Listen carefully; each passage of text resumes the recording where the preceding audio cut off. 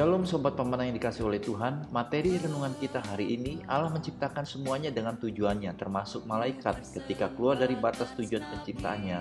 Maka jangankan manusia, malaikat pun dibuangnya keluar dari hadapannya. Dasar renungan dari 2 Petrus 2 ayat 1 sampai dengan 22. Inti renungan kita hari ini, kasih karunia Tuhan itu adalah kepercayaannya kepada kita dan harus kita pertanggungjawabkan pada akhirnya kepadanya. Sobat Pemenang, ada 3 pertanyaan yang perlu kita renungkan hari ini. Yang pertama, apakah yang membuat Allah melemparkan malaikat-malaikatnya ke dalam neraka? Yang kedua, mengapa Allah membinasakan dunia purba? Lalu yang ketiga, apakah kita memahami batasan-batasan kita sebagai orang Kristen di hadapan Tuhan? Saudara, kalau belajar perjanjian baru, itu ada bahasa Yunani banyak menjelaskan tentang dosa. Nah, ada yang menggunakan kata hamartia, ada yang menggunakan kata luncas, ada yang mengatakan parabetes. Ternyata baik hamartia, luncas, ataupun parabetes itu sama, tidak tepat sasaran. Artinya tidak tepat sasaran, saudara. Waktu Tuhan menciptakan kita, Tuhan punya tujuan. Nah, ketika kita diciptakan, Tuhan memberikan kita karunia, potensi, harusnya untuk memuliakan Tuhan, tapi kita tidak sesuai dengan tujuannya, itu menyimpang. Itulah dosa. Waktu Tuhan beri kita harta, harusnya memuliakan Tuhan dengan harta kita, tapi kita tidak menggunakannya, itulah luncas, hamartia, menyimpang. Tuhan beri kita kesehatan, kekuatan, harusnya untuk memuliakan Tuhan, tapi tidak kita gunakan hanya untuk memuaskan nafsu saja, karena kita hebat, kita bisa ngumpulin uang, kita mau senang-senang saja, itu namanya hamartia. Jadi saudara, dosa dalam kekristenan bukan sekedar perbuatan jahat, kriminalitas, tidak.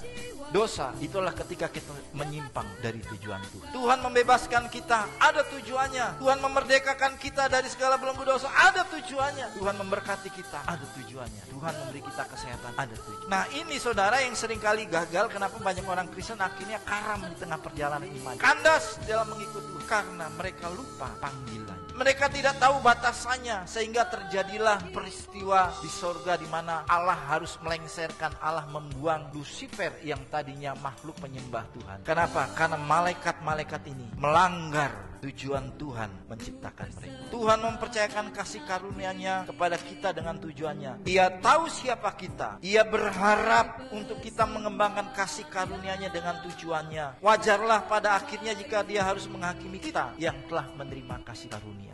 Sobat Pemenang, mengikuti dan meneladani ajaran Tuhan Yesus Kristus untuk berdoa dengan tidak jemu-jemu. Mari kita responi renungan hari ini dengan berdoa. Bapa, aku bersyukur Engkau telah menciptakan dan menebus kami. Dengan Roh-Mu, ajar kami menjalani hidup dalam batasan-batasan yang telah Engkau tetapkan sebagai pengikut-Mu. Lalu pokok doa syafaat kita hari ini berdoa bagi gereja-gereja yang ada di Indonesia agar dapat menjadi mitra yang sehat bagi pemerintah dalam membangun SDM yang unggul.